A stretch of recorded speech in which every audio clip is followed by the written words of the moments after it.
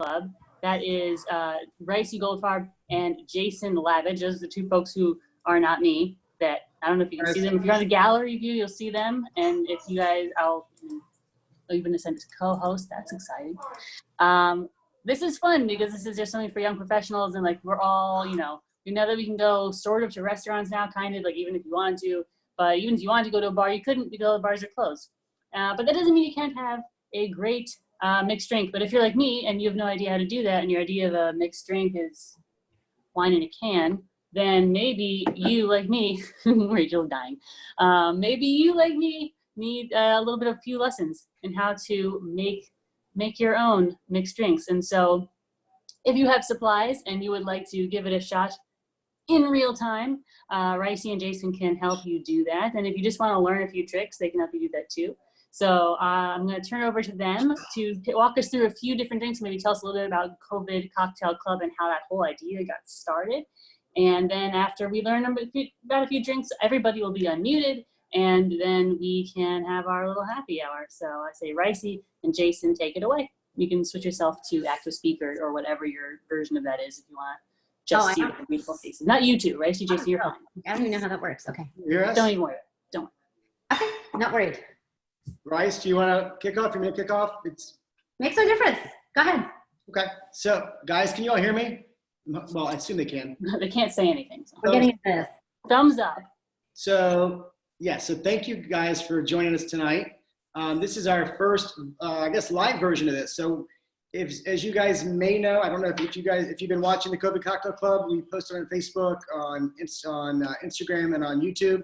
It's something that Rysse and I started, 7 weeks ago? We started the second week of quarantine when we realized that this was going to be a long, drawn-out thing, and people were needing a little something to get them through the day and have something to look forward to, and nobody could make a proper cocktail. And everybody, honestly, well, our friends keep texting us saying, oh, we need something that we can make. What should we make at home? And what can we make? And, blah, blah, blah. So we decided that we were just going to do videos and give people ideas of what they could make. While y'all are muted, it's a little bit weird talking to a bunch of muted people. If anybody has a question or wants to jump in and say whatever, just unmute yourself and interrupt, because yes, please. That's fine. We'd love to hear from you. I was just going to add that as of today, we've done 36 cocktails. Yeah. The first couple weeks really focused in on classics, things like old fashions, margaritas, gin and tonics. And then we've tried to expand our audience's bar inventory over time. But we understand tonight it's really about kind of making it work with what you have, which was really the impetus for our original concept, which was, look, at the time 7 weeks ago, we couldn't go out. If we could, it was dangerous to get out. So we really had to work with what we had, both in the bar as well as the kitchen. So we've incorporated things like fresh herbs, fresh fruit, arugula, carrot juice. Everything literally from the kitchen to the bar. So that concept, I think, has been really nice and sort of, I think rewarding, because we realize you don't necessarily have to go to Specs to make every cocktail. You certainly don't have to go to Anvil to get a great cocktail. You guys can make one at home just as well, as long as you have the proper ingredients. I think the other nice thing that we've been teaching people is that it's not as complicated as it seems. And a lot of these drinks have a basic formula that you can just sort of sub this in or sub that out and make it, sort of what you want. And you can wing it a little bit. And as long as you learn a couple of basic formulas, you can do a whole lot, actually. Would it be worthwhile to hear from people what their basic level of what we're doing tonight is, or what you've got on hand, or are you watching or doing with us, or I don't know, Talia, Rachel, are y'all mixing with us or just learning for future? I have to unmute people. Let's see. Or anybody else? That's who I'm seeing. I don't know who I'm seeing. I don't know how. Getting ideas. People always say they're getting ideas. Okay. It's a good thing. Let's see. I don't even know if I can unmute people. I don't know if I have that ability. Do I have that ability? I'm unmuted, right? There you go. Yeah, we can. Hey, so people can unmute themselves. Everybody can unmute themselves. You can unmute yourself. Brilliant. I'm getting ideas. I just have vodka and Gatorade over there. I don't have a lot of the stuff that I need. You know what? I'm going to tell you, Jeff, since I can see that. There is a Gatorade. I'm not joking, y'all. It's a lime. Is it lime cucumber? Ooh, lime nice. cucumber Gatorade that is actually, I'm not kidding. If you mix it with tequila, it tastes like a margarita. I have some fused alcohol that I've done. I have like a strawberry basil lemon one that I'll probably just do Topo Chico, but it's just fun to be innovative. I don't drink much, but when I do drink, I like a good drink. Like I have a vodka fused with passion tea. Classy. Nice. Yeah. Cool. Yeah. I very- make dangerous drinks. This is my citrus. So like I looked at the list, and I wasn't going to. And Rachel, don't give me that look. And this is what I have. I don't have like fresh citrus around the house, but I was lucky I could dig this out, and I'm pretty sure it's lime because it tastes really weird. That looks like lime. That does go bad, FYI. Well, it could be bad lime. And- Could be bad lemon. You can get these guys for about, used to be $5 for $1. I think now it's $4 for $1. Well, But now I just feel very I will tell you, it does make a difference to use fresh. not canned. Yeah. Completely makes a difference. But for me, I mean, I've aged, I've infused, I got my bartender's license because I teach full time, but I figured over the summer that would be a good way to make money, except before this whole COVID thing happened. It was a great idea. Now I'm rethinking it, but yeah, just to get ideas. Cool. Awesome. So you're probably the most advanced person on here. Hey, do you have a video? Because right now you look like a big purple box. I saw an eye. Yeah, I can. Oh, okay. It's Hey, just Jeff a has face. the same thing. Yes, Jeff, kindred spirits of the lazy citrus. Sorry, continue. Yeah, so Ian, that's great to hear. I mean, tonight we're probably going to focus on, making a proper old fashioned, but no, in fact, we always joke, no shitty cherries. Like, it's a proper, classic, straightforward, simple old fashioned. We're going to do some. We're still not putting cherries in an old fashioned. That's what I said. We don't do shit. Yeah, I'm saying no shitty. Like we don't. It's a mantra we follow. Just in general, no shitty cherries. Oh yeah, we don't do old fashioned. That's like the judgment of a good bartender. Like that's my test when I go to a new bar. Is I always that's the way you test a bartender. So there's no shame in doing that. But I've made them all different types of ways, with the cherry, without the cherry, all of that. I fooled around actually yesterday with the Cinco de Mayo drink, and I was trying to do like low carb, so I muddled mint and lime juice and did some tequila with that, and then Nice. like threw Topo Chico on top of that, and it turned out pretty good actually. But I have like a muddler and a shaker and a jigger and all of that. Have you done it with smokiness? Like I've gone to Lily's right up top in Times Square where they do the old smoky, where they smoke the cedar and then once the flame goes out, make the old fashioned in there. We could do that tonight. I can do that. Yeah. That you need to buy a kit for though, so like beginner level. You don't. You can actually I'll show you how smoke you can make it. I mean, yes, but I mean, we can make it work. Yeah. This is all about making it work, and we can totally do that. But what I will say is, if you like smoky, Talia, you need to get some mezcal. Okay, True. let's go. Definitely. Because nobody, everyone says they don't like mezcal, but when you tell me you like smoke, I'm going to tell you, yeah, see, I see that face. Everyone tells me they don't like it, but it's so good. And if you don't like it initially, but you're still intrigued by it, you can do a margarita like 75-25 with mostly tequila, 25 mezcal. And then as you get more comfortable with it, you'll find yourself reversing it and eventually just doing mezcal. And non-subliminal messaging, everybody. Come to the dark side with me. Is it true that the worm is just a marketing gimmick for mezcal? What? He's Is just it got the worm. that the worm in the bottle is just a marketing gimmick for mezcal? Is that right? Yes. That's how I see it. I feel like you think of cruise ships, right? You get off the cruise ships and they have mezcal with the worms, and you don't really see it. If you go to Specs, you're not going to find mezcal with worms in it. If you do, it's a novelty. And weird. Yeah. I wouldn't do that. Yeah. And that mezcal that Rysse And not kosher. Is that true? Just saying. I'm gonna mute myself again, but I'm just saying.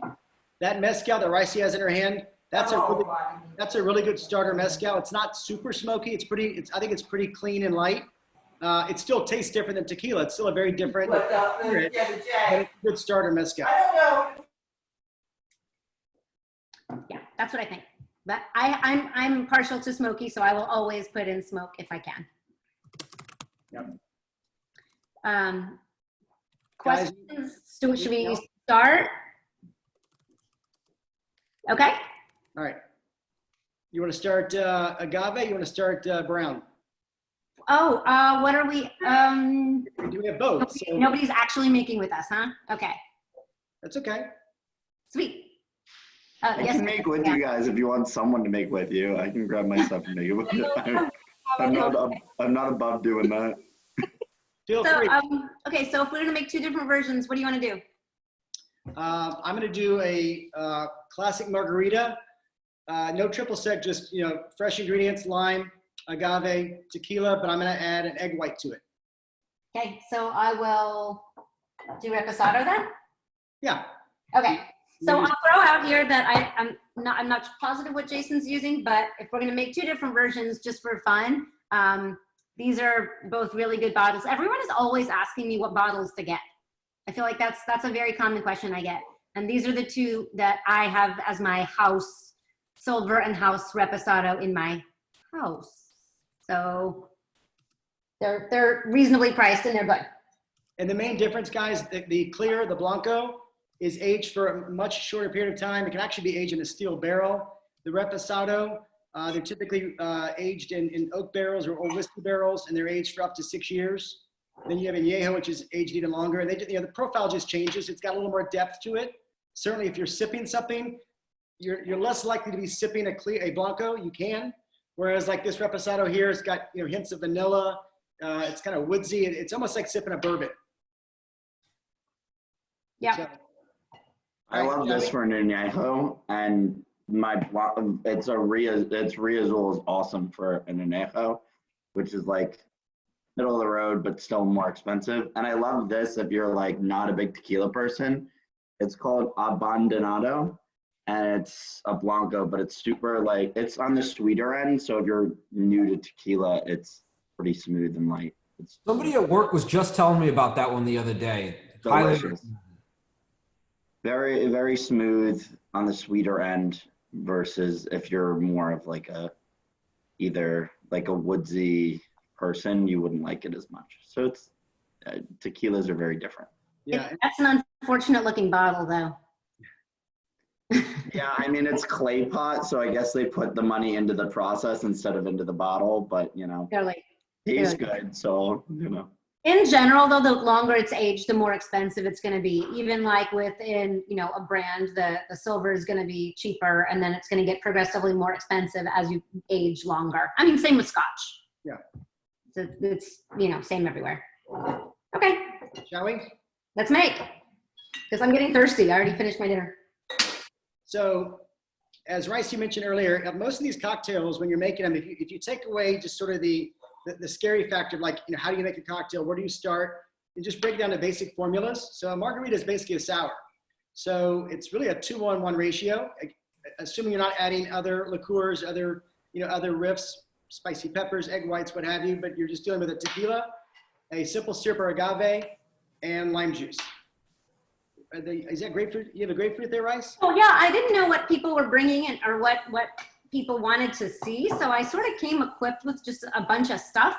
So I've done a grapefruit margarita before. That's fantastic because there's ruby red grapefruits that literally are all over my neighborhood. I mean, I could walk around and just pull them off people's trees. So, if that's what the citrus that people had on my, when Jason said 2-1-1 ratio, he's saying 2 booze, 1 citrus, and 1 sweet. So for your citrus, if you don't want to use a lime, well, you're probably going to want a lime at some point, but you can also incorporate grapefruit in there or lemon in there.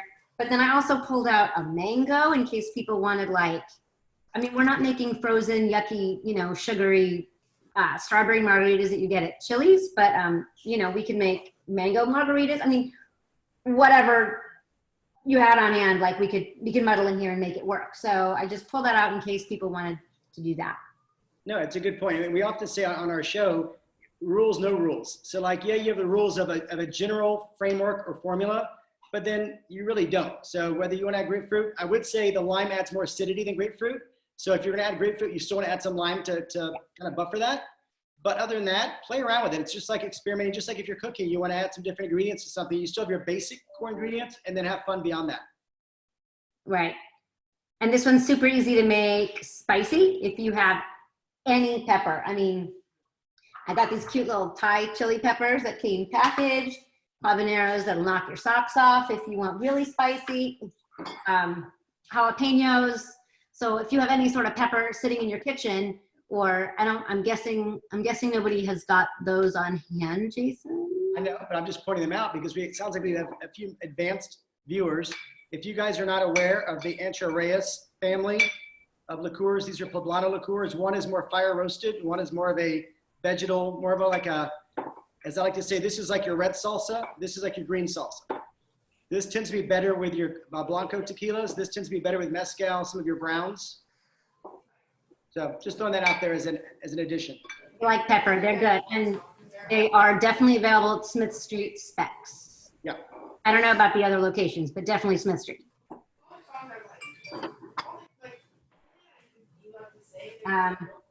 Okay, so are we just making our own versions? Does anybody have requests? Is there any comments?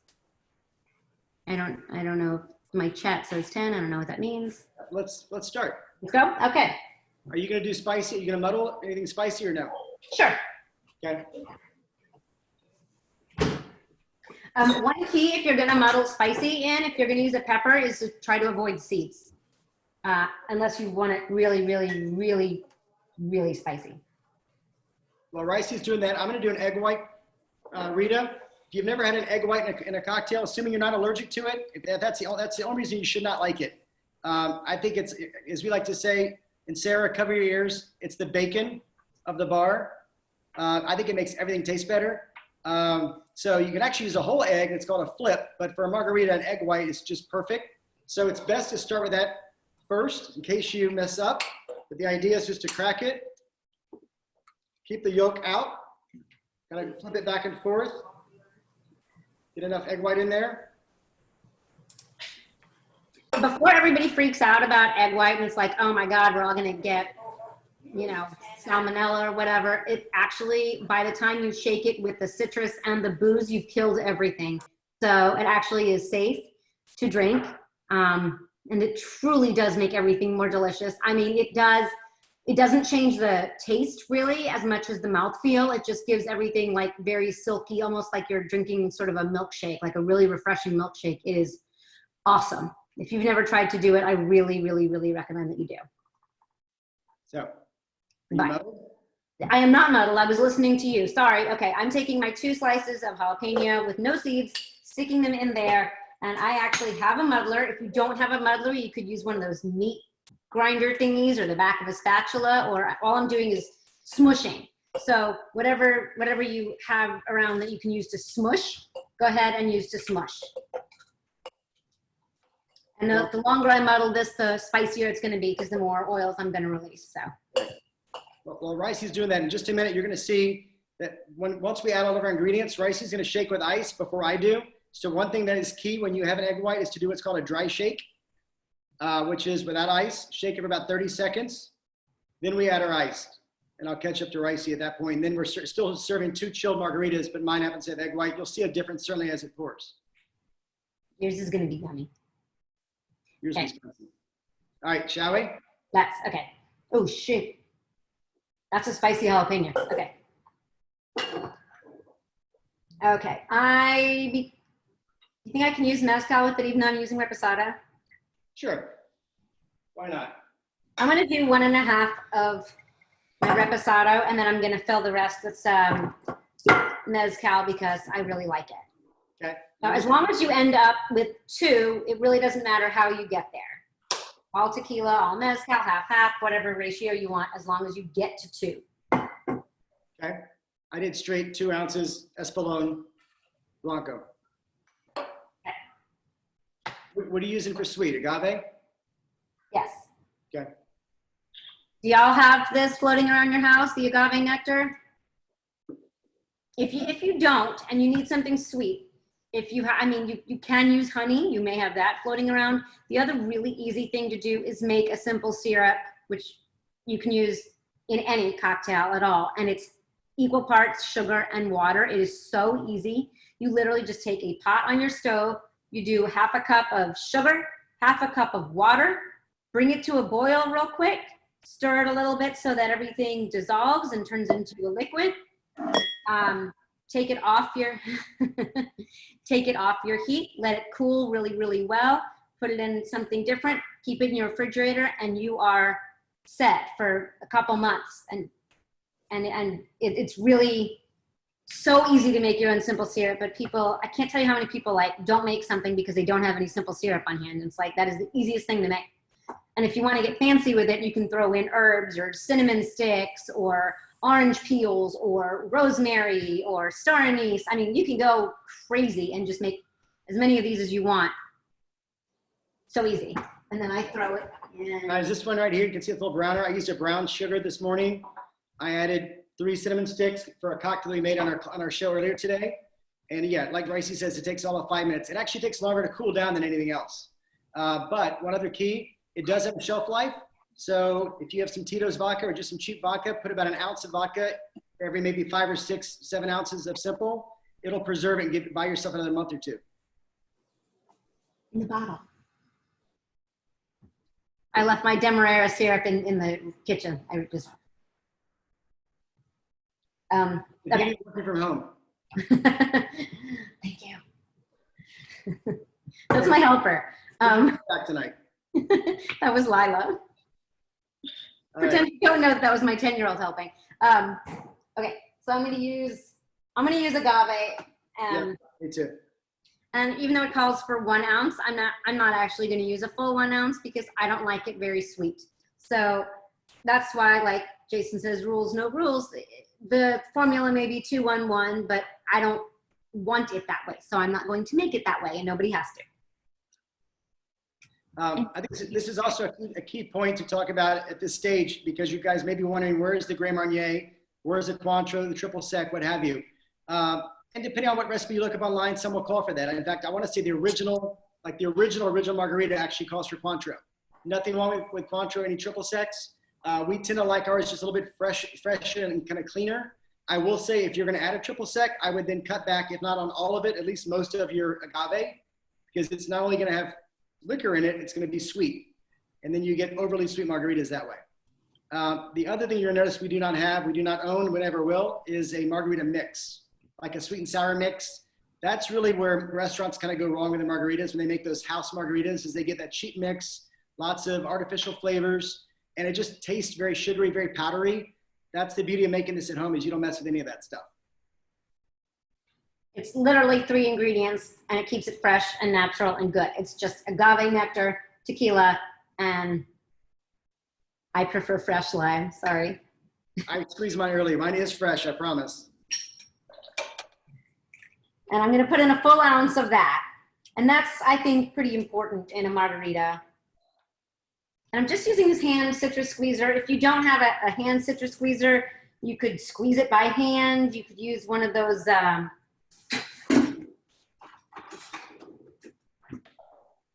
these unfortunate looking guys. A little citrus core. Yeah. Yep. Anything that, to get out plenty of liquid there. Okay, I'm gonna jump back in real quick, guys. If you're doing one with egg white and you happen to have a strainer like this with this little spring coil on it, that actually comes off. Looks just like this. You put that in, it helps agitate the drink when you shake it. Gets it nice and foamy and fluffy. And where's mine? Here we go. I like that word, agitate. Agitate. Marcy would argue that I'm pretty good at agitating. You like that? You gonna shake? I'm gonna shake for 30 seconds. I'm gonna let you shake and I'll wait. Okay. So the trick to doing that egg white cocktail to get, like the point is you really want a really, really, really nice layer of that foam on top. So the longer you dry shake, which is what Jason's doing now, shaking without the ice, the longer or the better your cocktail ends up. Also, when you're shaking with egg, he's about to remind you, I see it in his eyes, that your seal doesn't like to stay shut. When you're doing the egg, for some reason, the egg always makes everything explode. So you make sure your seal is really good on there. You know what else? Actually, this is a really good time for me to jump in and say, a lot of people have that, you know, regular sort of shaker at home with the top on top, and you'll find you'll make yourself a drink and then you can't get the top off, and now you've made yourself one drink and you got to be done for the night because you can't open it up. It's because you're using the wrong kind of shaker. So it works because it's going to work right now, because why not? I mean, if you have to put something in a bottle and shake it inside your bottle, we'll make that work too. But if you're looking to upgrade and figure out a way to actually take the top off your shaker, invest in, it's called a Boston shaker, and it just is 2 cups, and you just bang on it to make your seal that way, and then it comes apart much easier. And you can get them at A Smart for like what, $12? They're not expensive. So, no. Actually, in fact, less than the fancy ones you get online that don't work so well. So, anyways. Found ones online that are okay. Okay, now we're gonna get ice and do an actual shake. Okay. Right?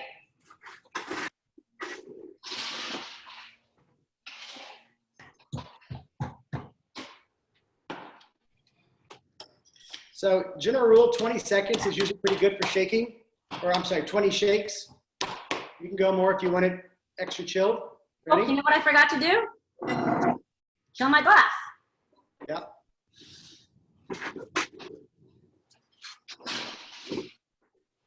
Trick to, if your glass isn't coming straight out of the freezer, I mean, it's really, everything tastes better if your glass has already been chilled.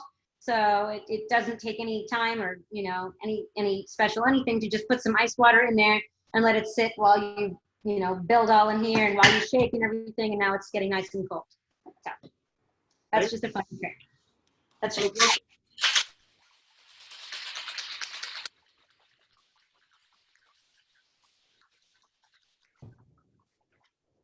We're so loud, sorry.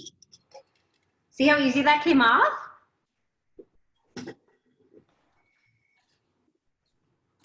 And then because I used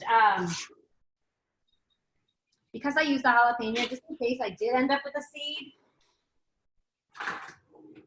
this actually came out of my kitchen. It's not even like an actual bar tool. It's just a fine strainer.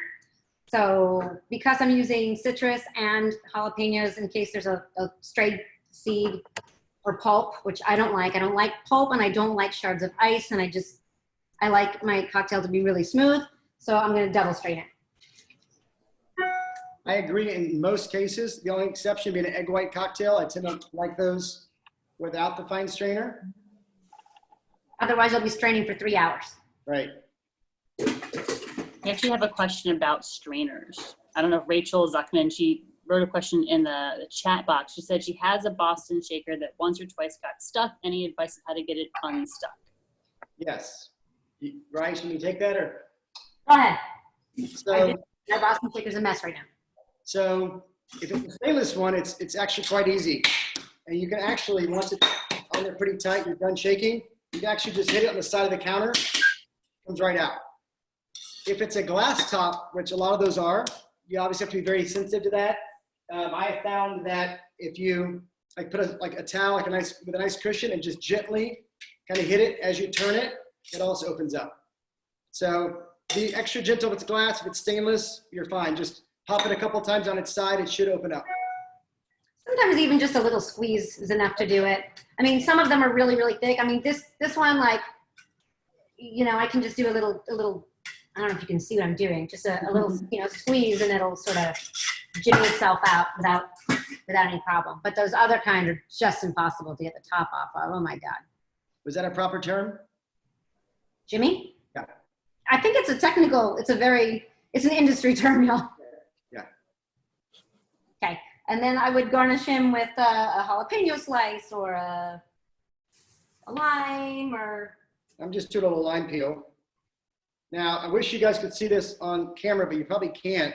But if you take a freshly squeezed orange, lime, lemon, and you squeeze it right over the drink. So if it's a martini, you'll see it. If it's an egg white, anything that's going to be like a flat surface on the top of the drink, and you squeeze it, just turn it, you're going to actually see the oils release. It creates a really neat sort of pattern on the drink. But more importantly, you're going to smell it as you're taking that first sip, and you're going to taste it as well. So The other fun thing, if you did an egg white on there, I have 2 comments about the egg white. One is if you use any sort of bitters on it, and you wouldn't really use Angostura bitters on a margarita, but you could use mole bitters. You know, if you're going to use any sort of bitters, you can make art with it on top of it, just like you would a cappuccino, and that's really pretty. Oh, Jason, you suck at trying to do art, though. I'm going to try. Okay. It's not his forte, no offense. Mine are so much prettier than yours. Hey, I'll let you teach them how to do it and I'll follow your instructions and we'll show them. I mean, you stick in the stick and you just sort of drag it around, but you have to have a little bit of an artistic hand. You can put the bitters in a mister. Yes. I'm not artsy at all, so that's the only way that happens for me. So I've done it before with like a cupcake cover, like those, let me find the baby. I was going to ask, if you're going to do like squeezing the lime to release the oils, would you, like, I know you can torch an orange for an old fashioned, so I know we're going to get there, but would you torch a lemon or a lime for the same reason, or it doesn't necessarily have the same effect as it would? I mean, again, it falls into the no rules, right? I mean, if you like, you know, sort of that sort of smokier taste or scent, then sure. I mean, you know, I would say probably it doesn't feel as natural as it does like for maybe an old fashioned. So it's right. Maybe it's a mezcal version, maybe so. So yeah, it's up to you. You know, trial and error. Try it if you like it, then you just found a new way to give, you know, margarita a riff. So I would also tell you guys, if you're picking citrus out, and it's sort of counterintuitive because they're typically the uglier fruits, but if you can find the real bumpy citrus, a lemon, lime, grapefruit, orange, it's real bumpy and kind of ugly, the bumpier the better, because it's going to have a lot more oil. It's going to have a lot more to squeeze and release those oils. Little cupcake stencil thing that you can put just right on top. And then you just put your bitters in like a travel hairspray bottle, literally from Target, and spray it right on top. And you get the same thing that Ian was saying. I'm going to see if you can see this on the camera. I don't know if you can or not. Can y'all see that? Fair. I do. All right, well, it's not Rysse quality. Okay, the other thing though that I wanted to say about egg white drinks is that Jason just showed you how to do it in a margarita, but I would encourage you to do an egg white in any cocktail that you ever make that involves citrus and sweet. Anything that has either a simple syrup or an agave in it and any sort of citrus, you can always add an egg white and make it better. So don't think that it can only be a margarita. There's my spicy margarita. Can you see? And we both chose to make our margaritas up, but you could have made the exact same drink and stuck it in a rocks glass with ice and made your margarita on the rocks if that's how you like it. Yeah, and that's a good point, guys. These are called coupe glasses. More often than not, if you order a margarita up in a restaurant, they're going to serve it in a martini.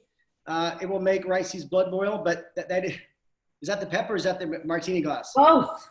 Yeah, not a fan of martini glasses. So coupes have really come back in the last, 8 years or so when craft cocktails sort of made a comeback. But we serve most of our drinks either up in a coupe or in a Nick and Nora, which is also another fun way to serve a drink up. Not necessarily a margarita, you could, but these are great for martinis, actually. Those are beautiful for martinis. My problem with a martini glass is the sheer physics of it makes it absolutely impossible to drink without spilling. So I would choose any glass besides a martini glass. But you can choose how you want this drink. This drink does not have, it's great both ways. One could argue this is so damn spicy that I probably should have put it over ice. Yeah, that's really good. Mm-hmm. Sorry, guys. I don't know how spicy your pepper is gonna, what? I feel bad because unless you're making drinks, you're not getting to experience this right now. But No one's drinking with us. They have a lot of very jealous people out here who are in the chat or are texting me like, wow, I really, really wish I had, they're really into like the egg white thing, and they're really into, yeah, it's what you're saying. People are like, I need to go buy tequila, you know? So, I mean, you're being very inspiring to folks, which is, I think, very important as well. Well, we're here to have fun and make it very approachable. It should not be intimidating. Also, Rysse, I was thinking we should send out recipe cards when we're done, just kind of what we put in these. So you can take notes, but you don't have to. We'll send you everything we did tonight. Yeah, that. Quick question. Yeah. I just want to clarify here because I was writing stuff down and then I started texting my wife in the other room. Do we have this? Do we have this? And I started finding stuff. So if I have tequila, this is the agave. It's just is that the same thing? Just the honey, the flavor agave nectar, or is that different? That Honey flavor. It looks like it's honey that's agave flavor. Would that do anything? It says blue agave on there, but it's like a. You're good. Yeah. You're good. You can use it. So if I did an ounce of that, an ounce of the lime juice, and 2 ounces of the tequila, and then threw the egg in, that's it, right? Egg white, not the whole egg. Well, the egg white, yeah. Yes, dry shake, wet shake, you're good. And add some fresh limes to your grocery list. It'll be even better. Okay. Now that's fine for now, totally. But if you can get fresh limes, it's definitely better. Yeah. Good deal.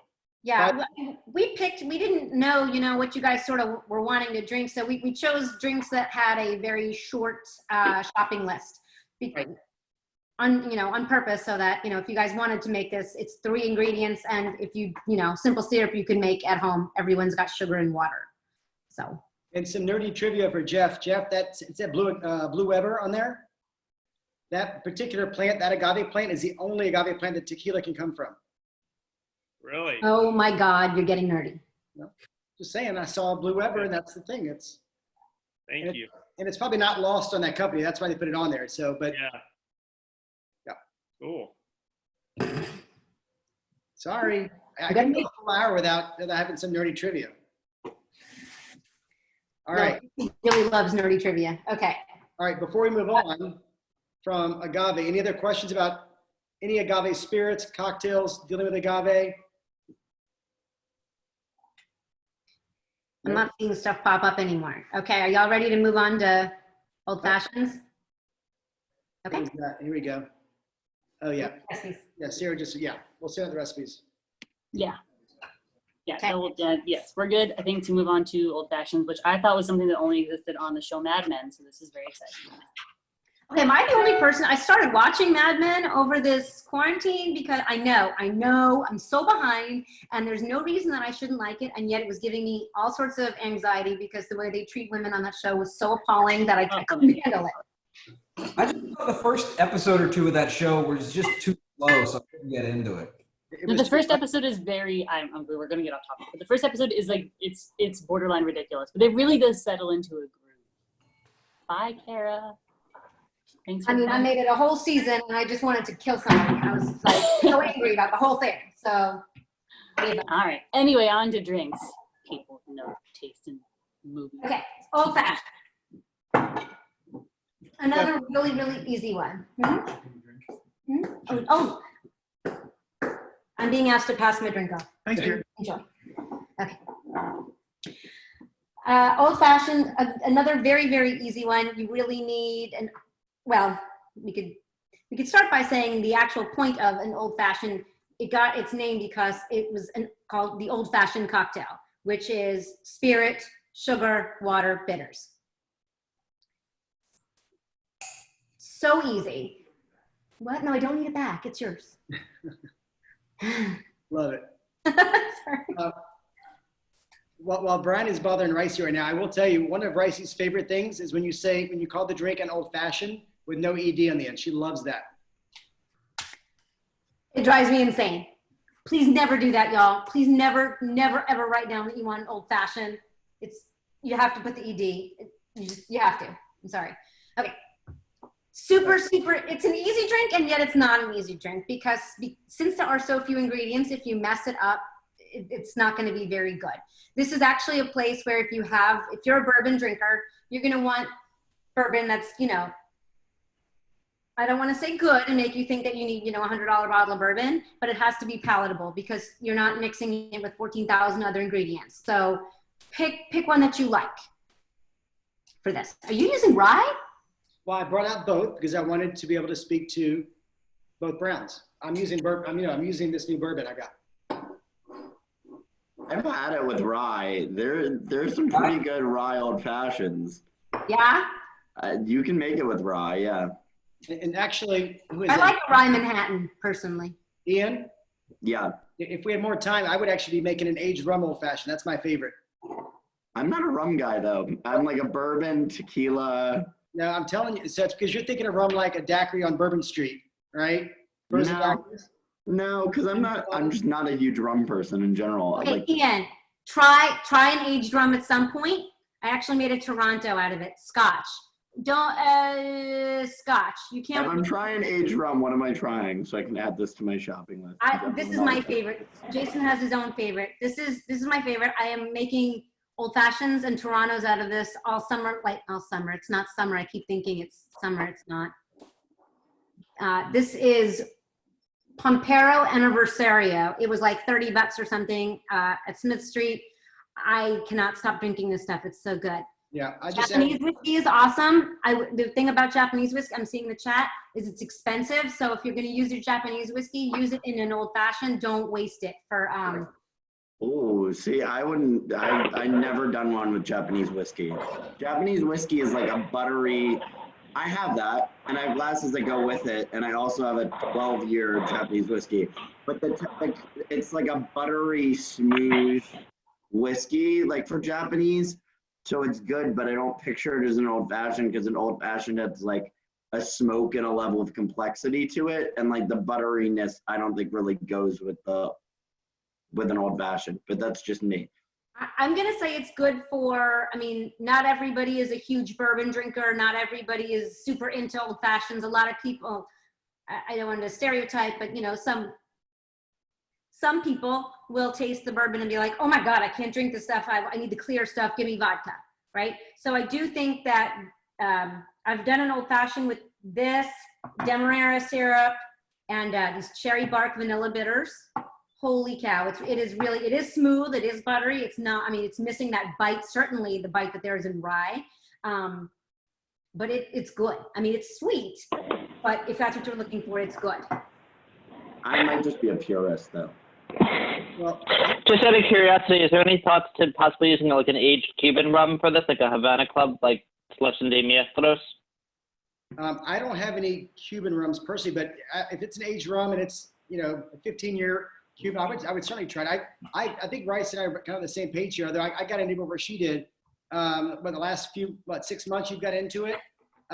You know, everyone just thought rum as like, you know, frozen daiquiris, even classic Hemingway daiquiris, but not necessarily an aged profile. And I had one somewhere in the last year or so. I think I had a rum Manhattan. It was amazing. And if you close your eyes, you would think you're drinking bourbon, not rum.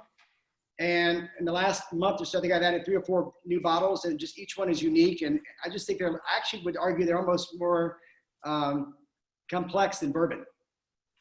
So I'm turning. Well, Which one was your favorite for? Because Rysse said hers, but we didn't hear yours since you guys disagree on your favorite. As you can tell, I just opened this up this week. I think I've had one sip of it. And this one's El Pasaduro de Oro. This is a Guatemalan aged rum. Ooh. Here, this is El Dorado. This is a 15-year special reserve. They have it from like 6 to I think 15 or 18 years for this one. And the beauty about aged rum, at least until it gets super popular, it's getting there. But for now, supply and demand is allowing for these rums to be in the $30 to $40 range. You're not spending $80 or $90. I mean, you can, but I have 6 or 7 of these that are all under $50. Most of them under 40. What's your opinion on spice rum? I grew up, my family were Pusser rum fans. So what's your opinion on? I don't currently have any in my bar. I probably should just to kind of revisit it. I've actually seen some spice aged rums that I should explore, but I don't have any. So to be honest, I don't have an opinion on it in terms of more of recency. I've not tried it in years. I really went from not drinking rum to aged rum immediately, and I didn't stop in the middle. Because I come from a sailor family, so it's like I grew up with Dark and Stormy, Painkillers, and so yeah, like Pusser's run's always in everyone's household in my family. Yeah, it's certainly worth revisiting, and I think rum is having a comeback for sure. Okay. All right, Rysse, anything else you want to add before we move on? I got out, somebody had mentioned smoke in the beginning, so I got out a cedar plank that I had. These are sold on Amazon or grocery stores for like grilling salmon. So again, this isn't like a specialty bar situation. And, you know, Ian's going to tell me he's a purist and this is not the right way to smoke it, but I'm going to tell you it'll work for your house. So it's a cedar plank, and I took a couple of barbecue chips, literally barbecue chips that I got on Amazon for, I don't know, $8 or whatever, this huge bag. And just a little lighter that we actually found at a gas station. If you have a creme brulee torch, that's great here too. And what I'm gonna end up doing, I'll do it quickly, so I don't know if y'all will see it, especially on that camera, but I will light my barbecue chips on fire, and then I'm gonna put that over it and trap it in there. Not as good as using my smoker, but I don't, unless you have one of those big Breville, you know, smokers at home, it's not gonna help you anyway, so I won't do it. So I'll go ahead and get that smoking, and we'll move on, yes? Yeah, well, I'll smoke mine, just so we have another option. Okay. The other thing, if you don't have a cedar plank, you can do it on a plate or anything that's not going to catch on fire. As long as you get a really good seal in there, it really doesn't matter. Also, it smells amazing. So Rysse just referred to this Breville. We actually found this at a restaurant. Was it Poutine? I think we saw it at Poutine, right? Yeah. Kind of near the Heights. And they had a smoked old fashioned, sort of their classic cocktail there. And we just fell in love with it. And I think that night we ordered it. We ordered it for Father's Day, right? Yeah, that was our Father's Day gift last year. Yeah. So how much these are, but they're not super expensive. It's not for everybody. If you're going to make lots of smoked cocktails, it's certainly easier than what Rysse is doing. But the negative to it is, as you'll see in a second, it can smoke up pretty quickly. So I put some hickory chips in there. All right. Oh, you really did? Okay. Why not? Okay. Jason is demonstrating burning his house down. Turn it off. That certainly produces more smoke than my way. It's just my way is quick and easy. So I don't know if you guys can see the glass. Can you tell that it's smoking right now? Yeah, yours looks good. We're just gonna let it sit there for a bit. And that smoke dissipates pretty quickly. It smells like it, but you can't, it's clear now. So it just takes a few seconds. Okay. All right, you ready? Okay. The other interesting thing, bye Dan. The other interesting thing about the old fashioned is since everything in here is, we're not using a citrus, so we're gonna stir it, not shake it. You don't need any of those shakers, a Boston shaker, a regular shaker, we don't need any shaker. I'm just gonna use a mixing glass. If you don't have a mixing glass, you can use the bottom of your shaker tin. Just make it in the bottom of that. You can make it in glass, or if you're not smoking your glass, honestly, you can build it right into your glass. But since I'm smoking it, I certainly can't build it in there. So I'll use it here. And I was gonna put in a peel in the bottom. Yep. Yeah, you, okay. Like Jason said, the bumpier, the better for this. I just took a peel, looks fancy. It's a Y peeler, again, from the kitchen. It's used for potatoes. And oh my God, this area smells amazing between that orange peel and all that smoke. I really wish you guys could smell this. It's awesome. We gonna muddle it? Love it? Let's muddle. Now guys, also in terms of the sweet here, so a classic old fashioned, you can actually just take a couple of sugar cubes and a splash of water, a splash of soda, even bitters you can use just to kind of break it down. I think for tonight's sake, which is why I have these out, these little brown sugar cubes, but for tonight's sake, we can also just use simple syrup. I'm going to use actually this cinnamon simple syrup that I made earlier today just because it sounds delicious for this drink. So I'll be using that, but you want to muddle first? Break yeah, and I made a Demerara simple syrup a while ago, and a Demerara sugar it's sold with the regular sugar. It's basically like a richer brown sugar. It makes it a really, really nice simple syrup, but because it is sweet, I'm going to be careful. It's almost like a caramelized sort of profile. So, okay, just a little bit to break down the oils there a little bit. For cinnamon, did you do that with a cinnamon stick or like powdered cinnamon? How'd you manage that? That's a good question. I use cinnamon sticks. I think I want to say I did a half a cup brown sugar, half a cup water, 3 cinnamon sticks, and it took I mean, seriously, it took 2 minutes to make and maybe 20 minutes to cool down. It was done. And I add a little bit of vodka to it. So this will last, well, it probably won't last that long anyways, but if I needed to, it could last a month, 6 weeks. So. You can use that over and over because that is good. Yeah, it smells amazing. I'm just going to eyeball a little bit of that because I don't want it too sweet. Doing just half an ounce.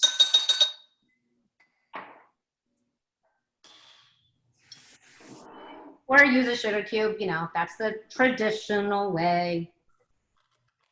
I found though, I gotta say, I know that the sugar cube is the right way to make it, but I do find that it leaves it a little bit grainy. Yeah, it does. I don't actually love the consistency as much as I think the syrup ends up adding like a viscosity to your drink and just makes it hold up a little bit more, and the sugar cube like almost gives it a crunchy, grainy thing that I don't like. Yeah, for sure. I've also been lazy and just used the juice from the cherries when I actually make it with cherries, because that's easy too, and it's essentially simple syrup. So it's sweet. Anything sweet, right. It works. Exactly. But rather than wasting the juice that's already in the jar, that's another way to sweeten it. But if you're gonna use cherries, get the good ones. Yeah. We're sticklers on the good cherries. Write that down.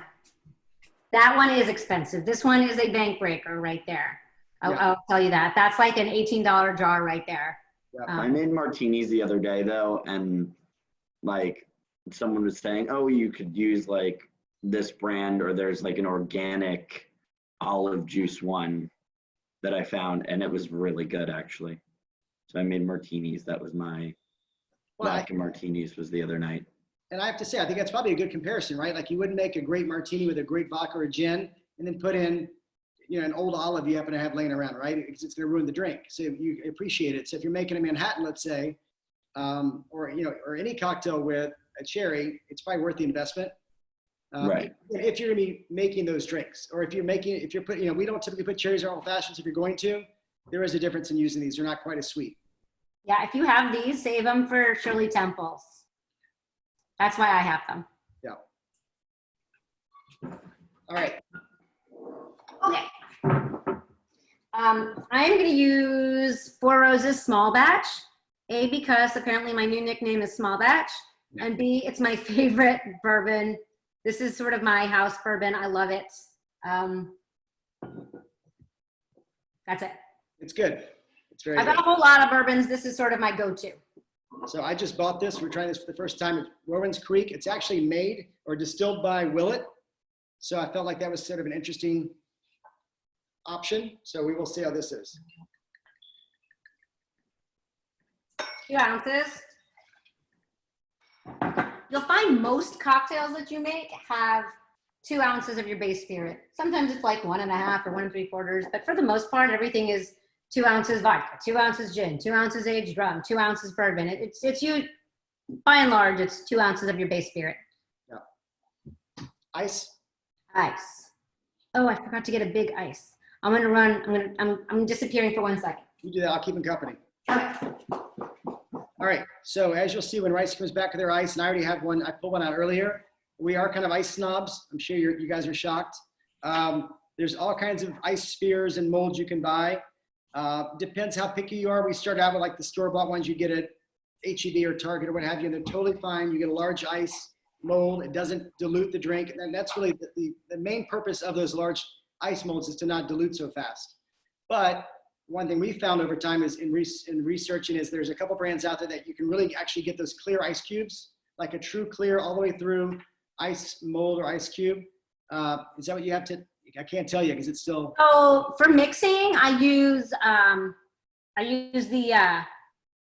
the ice, my big clear ice cubes that sort of went really bad, that froze onto something else, or that I tried to separate and it just went wonky. So it's sort of my reject big ice cube. That's what I'm using.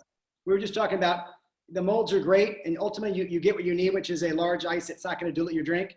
There are ways you can get clear ice, like true clear ice, but you know they're more expensive and they're a pain in the butt to make, but they're worth it. They're not. I'm going to say my ice maker, it was like $65 and it changes every single drink that I have. Well, I agree, but that's not for most people. For ice, that's not like a $9 mold. Okay, fine. But those ice presses that people are like $200. So it's ridiculous. Anyway, this thing, it's $65. It's the size of a tiny shoebox, and it takes up a little bit of real estate in my freezer. But I say it's worth it. Opinion on using dry ice in drinks. Dry ice in drinks. Jason, what you got? What's that? I love it. Dry I ice. love using dry ice in drinks, but then again, like it's a good way to make like a margarita, like a frozen margarita, like in a pinch. But obviously, like that's like an end step. You can't really do that at the beginning because then it dilutes it, unless you're freezing like the fruit or whatever ahead of time for a drink. Yeah, no, we've never done it. Interesting. I'm using ice out of my ice machine only because the ice it's actually, I think it's 1.5 inches, so it's big enough that it's not going to dilute for stirring. In a minute, you'll see I'm using a large ice square for the actual cocktail. They say 45 seconds is ideal for stirring. Again, it's a feel thing. If you're using smaller ice, you want to stir for less because it'll dilute immediately. The larger the ice, the longer you can take. Are you waiting for me, Rysse? Yeah, I am sitting here diluting. All right. Okay, I'm taking. I took my glass off the wood chips, and it smells ridiculous. Awesome. Oh, crap. I'm about to. Y'all got me all sorts of thrown off tonight. I wish you guys could smell this. It's amazing. I got my clear ice cube. Can you see it? It's amazing. Beautiful. So the other thing that's important is to put your ice cube, if you are using a large ice cube, put it in your glass before you strain it over. Nothing is worse than pouring your drink into a glass and then trying to plunk in your large ice and it goes everywhere. So irritating. Do you guys have an opinion on cubes versus spheres, one way or the other? It's an opinion. I like squares, but they're way easier to make. The cubes are just, my cube maker is easier to make, so I like the squares. They're more forgiving also, I think. Yeah, they are. Good point. But I do have some glasses, some old-fashioned glasses, because I've got a weird collection of old-fashioned glasses. Sometimes the cube doesn't actually fit, and only the sphere will fit into that one, so, there's that. Okay, I took another orange peel off. Well, Jason was, and I'm expressing that oil over it for sure on this one. I know he did it on the margarita, but it's super important on an old fashioned. You express the oil over it and rub it around. Oh, you know what I should have done? Shit, is it too late? I think it's too late. You know what I'll do on another one? Yeah, we were just talking about that earlier. You gonna flame it? Yeah, I am. Okay, let's see it. I plunked it in there before I thought about it. With your fancy gas station. My super fancy $3. Let's see if I can get it to spark. Oh, I was sparking last night a little bit. There we go. Can you see it? Yeah. Okay. And that just gives that cocktail such a nice nose that, like, the first thing, they say like some high percentage of tasting is actually smelling, and whatever hits your nose first is going to really contribute a lot to how something tastes. And that's, I think, why garnishes are often so important, besides making it look good. And we do taste with our eyes, whether or not, we, like to think so. But you really do actually scientifically taste with your nose. So when you go to drink it, the first thing you smell it before you taste it. So that garnish is important. How's a glass? Smell it? Yeah, no, it's amazing. And guys, again, the beauty of these smokers, whether you do it the way Rysse did it or you have the Breville or what have you, the longer you let it sit and just sort of marinate, the better. It's like this thing, right? Not even drinking it, it just smells amazing. Yeah, it changes the whole drink. You know what I wanted to throw out? If you don't eat, like, we're sitting here using our jiggers, and everyone's like, that's great, I don't have a jigger at home. And we've got these jiggers that have, all the great measurements, on the inside of them. And I can't tell you how long I've been doing this to my sister and trying to teach her how to do stuff when all she had at home was this guy. It's literally like a Pyrex thing that's got all the markings on it. But I tell you what, This totally does the trick. It's got half an ounce, you know, half-ounce increments. You can do everything using this, you know, $5 glass from Amazon, and you don't have to have Same you math. don't have to have the fancy schmancy jiggers. I will say, since it sounds like we've got a few bartending snobs out there like us, if you're looking for some good, really cool bar tools that you can't find at like Williams-Sonoma or something locally, because there's not a lot of great options locally, Cocktail Kingdom is the best, I think the best website out there. You know what my problem with Cocktail Kingdom is? Pricey? Shipping. Yeah, they get you on shipping. It's pricey, but not crazy. And then you get everything in your cart, and then the shipping is outrageous. It is, but I'm just saying that's probably the best resource. I don't know. If you guys want, when we send you recipe cards, I'll send, I mean, are people interested? I'll send links to tools that I think are good. Y'all want that? Extra. Yeah, I would include that with your recipes. People want to know kind of Okay. what your recommendations are. I got all that. Actually, A-Smart, which they closed the one in the Bel Air area, there's one on I-10 in the Heights. They actually are carrying some of the lines that you'll find on Cocktail Kingdom, and you don't have to pay shipping, obviously. So they've got some nice Boston shakers, jiggers. What else? The Hawthorne. They got everything. They've got the Hawthorne strainers and the julep strainers. They had mixing glass when you went the other day. on fire! I swear to God, Ariel. Oh, Happy birthday to you. Oh my God. Happy birthday To you. Happy birthday to Sarah. Happy birthday to you. Oh, just what I wanted. L'chaim. Don't take it personally. Can't blow it out. Thank you. Thank you. That's adorable. It's all about bar tools. Oh, sorry. I'm cool sorry. things. I'm sorry. Interrupted. Such huge. All right. Anyway, as you were.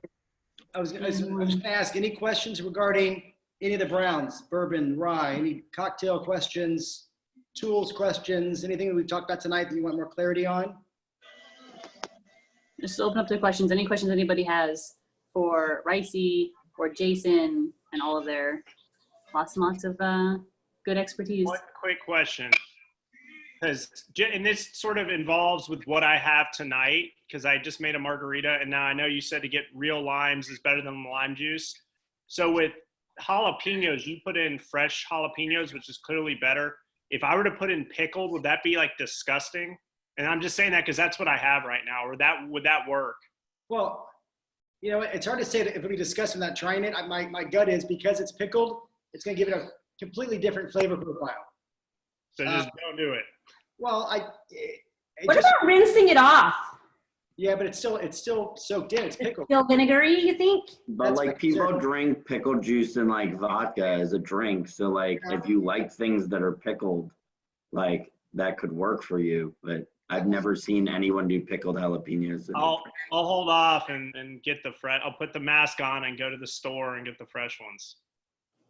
Yeah, I would say, yeah, I think if you want that fresh kind of vegetable, very clean, crisp taste, I think you want fresh. You don't want pickled.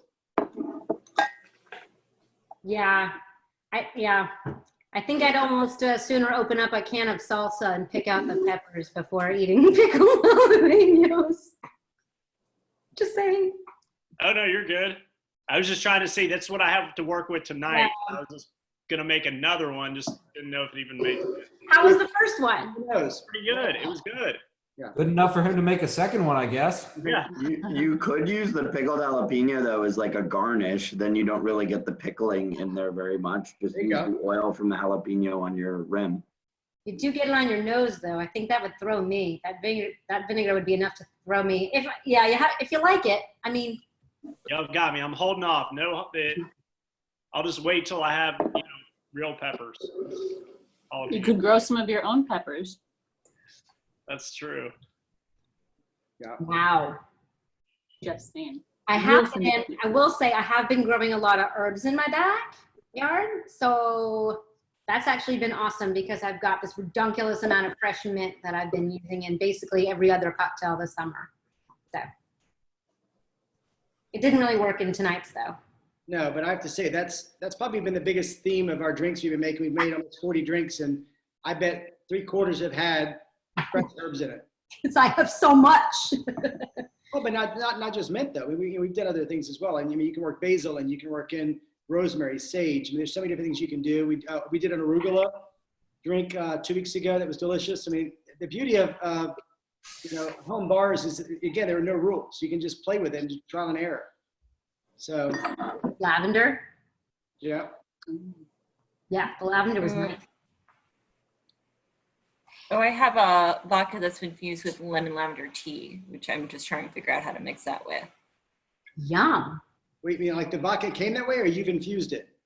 I infused it, mason jars, tea bags. This is celestial tea, seasoning tea. Yeah. Mason jar, and pour in, let it soak for a couple hours. So Vodka is just Russian for water. Right. So, in fact, yeah. So as Rysse and I always joke, I mean, vodka is sort of the tofu of spirits, right? It just takes on whatever you're gonna infuse it with or mix it with. So, in fact, Rysse, this week we did a drink with what? Tea? It was a tea infused. We did a chamomile infused rye. Yeah. Is what we did. Trying to think what else was in there though. What was? Vodka wise, Russian vodka is like a whole different profile to me than, people might disagree with this, but having gone, Russian vodka has a whole different flavor profile to me than like your Tito's or something like that you might have. So like there's a couple good Russian ones. My favorite like mid-range one is like Beluga Transatlantic's very good, super subtle, really nice, pretty much goes in anything. And I was drinking it like straight when I was over there, but it's better than I think a lot of the high end like Belvederes and Grey Gooses and stuff like that. But I became a vodka snob when I went over there. I was over there and everyone was drinking Russian Standard, and it just made me convinced that I don't like Russian Standard. The high end Russian Standard one is not bad actually. Like the gold Russian Standard, the plain Russian Standards, ugh. But the limited or premium Russian Standard actually isn't bad. This is not what the Russians I was hanging out with were drinking. Well, when we were there, we were waking up and putting in our coffee in the morning. So, we were making Russian coffee and waking ourselves up with that. You should see the faces. I don't know if you have a gallery. You can put whatever in it because the coffee masks most of it. What's that? It's actually pretty good with coffee, I got to say. I mean, why wouldn't it be good, right? You didn't even need the creamer. It was actually good. It had like a sense of warmth to it. It was good. I don't think that's what they meant by Black Russian. No. I mean, I was a white Russian there and I didn't drink any of those. So, it's fun. Okay, so I don't know anything about Russian vodka, but what I will say is I have a favorite vodka for like when I make martinis, if I'm making a vodka martini. If I'm going to just infuse or, mix or whatever, I generally just use Tito's. But if I'm making a martini, I use this Hansen stuff. I can't reach it, y'all. I'm too short.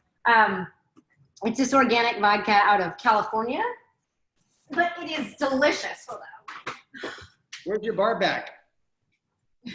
She's shorter than I am.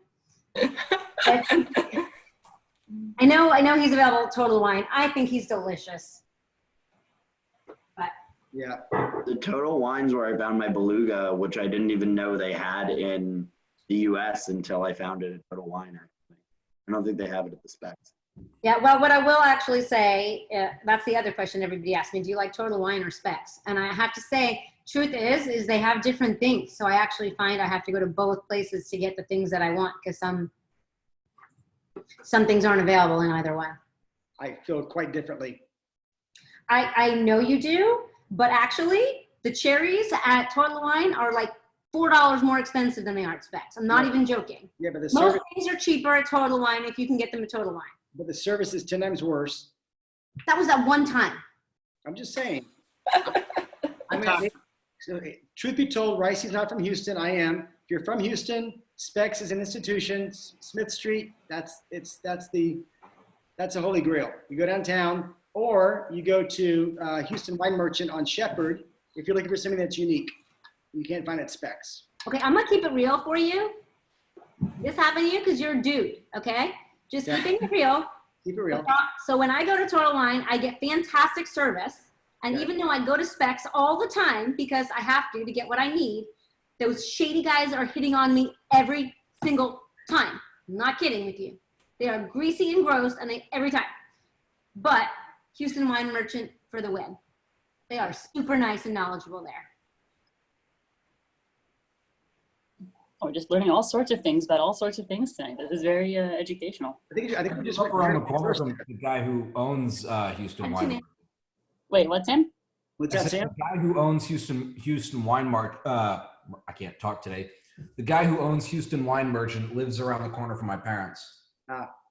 Yeah? Make Mom- friends with him. Mom- He's a really nice guy. My mom used to practice law with his wife. Ah. Big fan. Big fan. And actually, there's an underrated place that is worth hitting if you're not going all the way to Houston Wine Merchant, if you're like in the Westview Bel Air area. It's called Tony K's. It's on Bissonnet. It's been there for 100 years, kind of a little hole in the wall. It's between Buffalo and Kirby. And they've got some interesting things in there as well. Not quite as unique as Houston Wine Merchant, but a nice neighborhood place to hit. The other problem with Specs, though, is don't bother going unless you're going to Smith Street because, like, all the satellites have crap. Agreed. Yeah. There's one right around the corner from my apartment. I go there, I can't find anything. If you want Tito's, they've got it. That's about it. The chat slowed down. I'm not seeing anything popping up. No, everyone's drunk. So Do they have Taka vodka or Kamchatka? Oh, I also found that was completely off. Mine thought was completely off topic, but you made me think of it. There's not that this is kosher, so Rabbi Fort, sorry, but there's a vodka made with raisins that's actually made in Texas, and that was surprisingly smooth and like slightly sweet, but it was pretty good. What's it called? I have the bottle in my freezer. Let me go grab it. Wait, there's a super What is that? kosher Besseman stuff. Sukkah Hill. I don't know. It's super kosher. A bunch of Jews. I don't know. They sent it to me. it's a bunch of Jews. Hold on.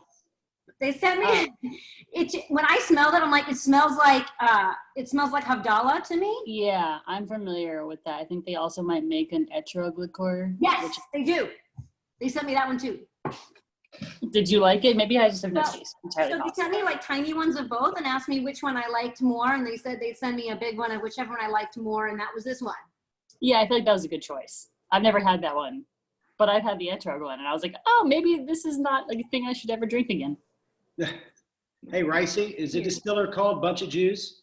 yeah, it's distilled by a bunch of Jews. And this one, for anyone who was wondering, this one's the Beluga one, which is 100% kosher. So there's that. And you can like drink this straight. Yeah. This one would be the one I'd go with. Let me ask a better question. Why would you? Why would you drink it straight? I think it's straight. Because it's really smooth. Rachel, I think you need to unmute yourself. I'm reading your lips. The only reason to drink vodka straight I is wouldn't 82 and set in your ways. This one's smooth. Burn. I don't know. We were drinking, when I drank it with like the chief rabbi in Russia, and we were all just drinking it. So we were all basically drinking it straight and everyone was enjoying it. So yeah. When in Russia. If it's smooth enough to drink it straight, then it's smooth enough to use in mixed drinks also. So I feel like that's a good test for alcohol. If you can drink it straight, then it's only going to get better when you can mix it with things. True, but what's the price point? On this? Yeah. Anywhere from 30 to 40. Okay. Like, it's not bad. Yeah. Definitely cheaper than, like I said, the Belvederes, the Grey Gooses of the world, and much better. Yeah, I agree with you. The Grey Gooses don't do anything for me. I think after college I couldn't drink any more vodka, so I think that ship has sailed. I have a question for our bartenders. Are you all familiar with a whiskey, a distillery called Old Humble Distilling Company? They're in Humble. Not Rysse. No, never mind, because it's not good. I was asking if anyone I was going to ask if anyone had had a better experience than I did. So never There's mind. one in Austin. Oh, geez, why can't I remember what it's called? I toured the distillery. It was very nice in Austin. It's bourbon though? Yeah. There's one in Austin because when I lived there, they used to sponsor my apartment complex, which was super cool because they did like mixing events and they always had free alcohol. But they look like they're almost like gas can looking things or like tins. And I think that one's made in Austin. It was very cool. Now I can't remember what it, no, not that one, Jason. I know, but while you're thinking about it, I'm going to promote this because this is very solid. So if you guys like coffee liqueur, but you've had enough Kahlua in your life that you don't want to go back to Kahlua, there are two coffee liqueurs that we really, really, really like. This one I like better. It's called NOLA. It's by St. George, which is California. Yes. This distillery is great in general, but then I just picked this up last week. Rysse's had it. It's from Austin. It's called Revolution Spirits. It's sweeter. The Cafe Cube is much sweeter than the NOLA. These are both very reasonable. This one's like $18, $20. But there's a drink called a Revolver. Do you remember what's in the Revolver? The actual breakdown. It's bourbon. It's half an ounce. I think it's. Is it 1.5, half? I'm gonna look up the ratios, but it's bourbon, coffee, liqueur, and orange bitters, and it's awesome. I kind of think we should make one right now. Guys, what do we think? Anyone else want to join us? Does anyone have Kahlua? Anyone have Kahlua in their house? I can't tell. I'm assuming no. No, I don't. I've seen a couple no's. Anyways, if you like coffee in general, and like the first time. What's that? I was right the first time. You doubted. Yeah, you made me doubt myself. It's 2 ounces bourbon, half an ounce of coffee liqueur, 2 dashes orange bitters. I was right. Okay, so we're gonna make this for you right now, which is really code for make it for ourselves. But I can promise you, and we're gonna add this to our cocktail, our recipe card.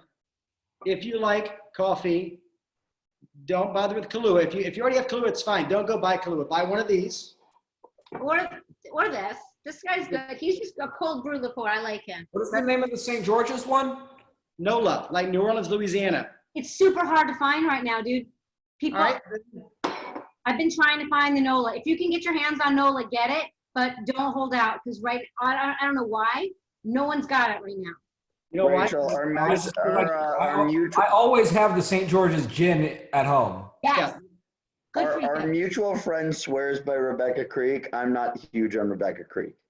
Okay. Well. But that's in Texas also. Other Texas. Oh, the Austin one, it's called Still Austin Whiskey. It's sort of cool. Their bottles have like a frosted design on it, like those old lawn chairs. You know, those like old school lawn chairs with the Adirondack? Not the Adirondack chairs. No, the old school, like the woven ones. Oh, yeah. Anyway, they're super nice people. I mean, they let me tour it. They weren't really open yet, but I was there celebrating a big birthday. It was fun, blah, blah, blah. Are there any other Are there any other like go-to liqueurs or like bar staples that you feel like people should have? Because I feel like that's where we're going, but I want to make sure we like cover all the major like liquors before we, He's going to tell you this one. Before we end that. He's going to tell you that.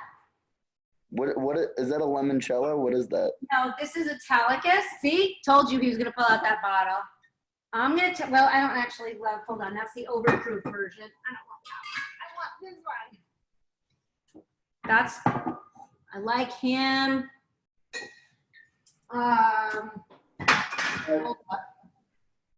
You have to get 5. I picked out 5. Wait, one of them's Campari, and I'm not a huge Campari fan. It's good, but I'm not big on it. It grows on you. You know what? Ian, seriously, I'm first starting. Aperol's the same thing. Like Aperol grows It's on not. YouTube, but people not. like. It's not. It's not the same, but but I'm sort of there with you where I'm still trying to get into it. If you're trying to get into the Campari, try infusing it with cacao. That's what I did. It helped. Hold on. Time out about Campari. Ian, You and the Campari. stop. As you can see, I'm a big Negroni fan. So what you need to try, Ian, if you've had a Negroni before, you probably don't like it if you don't like Campari. So a Negroni is equal parts gin, Campari, sweet vermouth. Classic I'm cocktail. also not a big gin person, so that's. So you're gonna like where I'm going with this. Gin is like my anti-drug, Rabbi. I'm sorry. I can drink tons of everything else. How but dare you. Gin, I can't. It's All right, Ian, the you one ready? thing I can't drink. Ian. Whatever. Okay, Ian, can you hear me? Yes, I can hear you. Okay, write this down. Boulevardier. Okay? It's Negroni's cousin. Instead of gin, it's rye. Bourbon. I think it's rye. Bourbon. Look it up. Either one will work. I use rye. Bourbon. Anyways, equal parts, bourbon or rye, Campari, sweet vermouth. If you don't love Campari, at least initially, the bourbon or rye cuts down the bitterness. It's a great cocktail. Also, if you really don't like the Campari, do it with Cynar. Screw the Campari all together and find yourself another bitter. The point there is, again, with your ratio, it's just a formula, right? It's booze, bitter, sweet, right? So you're using the sweet vermouth, great, and then just use the Cynar instead. It's so good. Also, Jason? What type of bitter is the Cynar? Artichoke. You know, they say it's artichoke. It doesn't taste like artichoke. It just tastes bitter. It doesn't, but It is made with an artichoke, though. Did you see that? Bourbon. as you can see, Rysse and I don't get very competitive. I'm just saying I'm right. I can tell you this, my revolver is waiting for you. I've got my bourbon ready to go. What are you doing? Shit. Obviously. And what was the middle one? The one you thought that he would reach for? The Italica. What is that? Italicus. Did you What not, is that? Jason, you didn't reach for your Italicus? It's up here. This is Jason's new very favorite. Okay, What is so the Italicus? I'm gonna let Rysse pronounce it because she gets mad when I pronounce it the wrong way. It is a Berga. Bergamo Rizzolio. So all that means, okay, if you've ever had elderflower liqueur, like Saint Germain, Oh yeah. it's not nearly as sweet as that, but it replaces anything you would use Saint Germain in. It replaces it, and it's less sweet. It's not as floral either. It's not floral like elderflower, because I mean the bergamo is more like a citrus. It's almost an orange. It's like a Yeah, but it's still very orange fragrant. flower. It's still fragrant like Saint Germain though. Anyways, that if you have to buy an Amaro, this guy here, a Verna. If you like Manhattans, the way you make a Manhattan traditionally is bourbon or rye, 2-to-1, and sweet vermouth, right? Lose the sweet vermouth and replace it with this guy right here, and you will never drink sweet vermouth again. That's So true. the other benefit of this guy versus sweet vermouth is a fortified wine. So most people don't realize this, but when you buy vermouth for your martinis or Manhattans, it goes bad. You have to refrigerate it. It goes bad after a month. So if you're going to buy vermouth, you need to label it in the back like it's an air filter. Put a date on it, 30 days, throw it out. If you use a Verna, you don't have to throw it out because it's not a wine. It's actually a liqueur. It's a bitter. So anyways, it's 20 bucks. So instead of buying a $12 bottle of vermouth that goes bad, you buy a $22 bottle of this, twice the size, doesn't go bad. Can I tell you my fun Manhattan trivia? Yes, tell us your fun Manhattan trivia. Has anybody ever lived in New York? I grew up a Yeah. half hour from New York. It's Okay, so you know that the area code, if you're calling into New York, is 212. correct. Right. That's the same ratio to make a Manhattan. 2 ounces of rye, 1 ounce sweet vermouth or a Verna, 2 dashes of bitters. 2, 1, 2. That's like her favorite trick, by the way. She loves doing You that. made fun Yeah. of I do love doing made fun that. of Jason for his trivia question, and Jason's trivia question I think was equally as good. Even What's though I that? knew the answer. Your trivia question about old fashions. I fought really hard when I lived in New York to get a 212 phone number.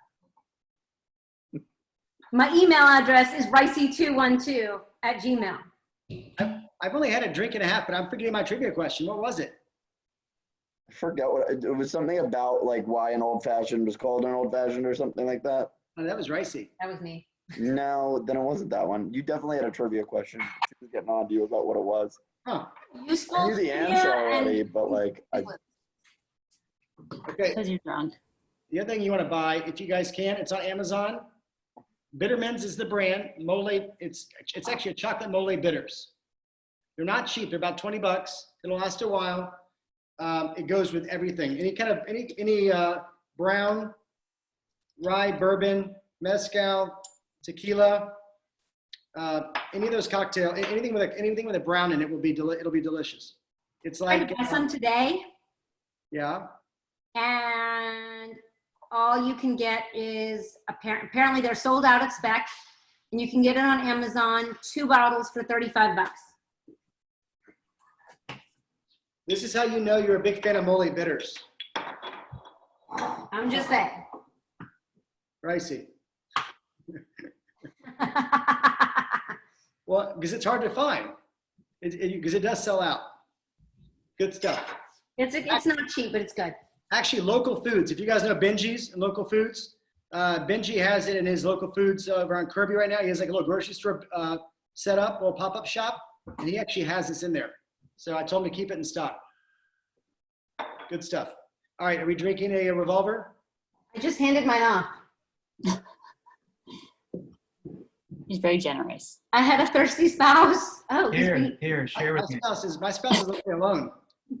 I don't know where she went, but bringing it back to me. Here we go. I had the smoked old fashioned without you. What? I know. Sorry. hey, Brian, tell Marcy that there's free drinks in there if she comes over here. I'll text her. Come for the drinks, stay for the camaraderie. Well, anybody have any other questions for our two experts when it comes to bars and also bar designs? I don't know if y'all mentioned this, but Jason Laviage is the head of JL Group, so they do all sorts of renovations, remodeling, but especially in designing bars in people's homes. I think one of your favorite things to do, and Rysse has been teaching people to make cocktails forever, and is also the founder of Make-it-Work on Instagram. So if you ever followed her, or maybe you want to follow her, you go do that. So any other questions for our experts? Because I want to be respectful of your time, because I know it is 9 o'clock, and I promise it wouldn't go on too long for y'all. Any other questions? It reminds me I have kids to put to bed. See, that's the thing when you have a young kid like me, it's 7:30, I'm like, okay, bedtime, bye. To sleep. Now I can drink my wine out of a can like a classic. I'm the only wine drinker in the house. So it's like if I open a bottle, it just doesn't go bad. So don't judge me. No judgment. It's their birthday. We're not going to judge today. Boom. That's right. It's my birthday. This is my birthday can of wine, you guys. Yeah, right. Although I'm not going to judge you regardless. True mark of friendship. True mark of friendship right there, Rachel. We've sat next to each other in many board meetings. Well, thank you for being here and for your time and for sharing with us all. Appreciate it. Lots and lots. And if anyone wants to stick around, feel free to stick around, chat with Rysse and Jason, chat with each other, chat with me, whatever you'd like. Yeah, and we'll send out we'll have the recipe cards when you all get them to me. I will send them to people who said specifically that they would like them, and I'll post it on the event, and we'll also put it on the webpage on the website, so we can just add it in there. So if you registered or whatever, you just look it up on our website, it'll be on there as well. So great. Thank you. Thanks, guys. Thank you. Feel free to stick around. thank you. Thanks. Thank you. Happy birthday, Sarah. Oh yes, thank you. This is how I wanted to spend my birthday. Drinking with friends. This is good. It's And good. my husband's somewhere. And thank you for reminding me about all these events. Otherwise, I would never have made it on these things. So This is me trying to earn my paycheck from Beth Yeshurun. You're a Hey, jack. I'm there with you. Oh, yeah. I had to train everyone on Zoom, but it looks like, people know how to use Zoom here, which is nice. I'm with you too. Jump off. I run all these Zoom things, and I'm like lucky if there's like a 30% turnout, or I'm like, oh, we invited 25. There's 3 people in here, but it's what I have to do to keep getting paid. I had to train all the Yeshurun religious school teachers on how to use it, so that was interesting. God bless You have you. people from You like are age so 26 to people that are I don't even know how old Monica is, and I want to respect her by not taking a guess. But basically around what my grandmother's age would be, all the way down to people in my age range. So like a wide variety. But I mean, 6 out of 25 is good. Like I had 6 out of like 160 as a teacher that showed up to my class like in a Zoom call. So, it could get worse. There you go. All right. See you guys. Bye, Jason. Thanks so much. Bye. Our pleasure. Thank you. Bye, guys. And I didn't want to see that. It was like I think it was on Facebook. It was a while ago. It was earlier when COVID was, I guess, funnier. And it was like, someone was like, oh, millennials are so terrible because blah, blah, blah. And they're like, because they're going on spring break. One of those pictures were like people in like spring break in Florida. And they're like, oh, the millennials are partying. And it's like, I'm sorry. The millennials are home, working from home.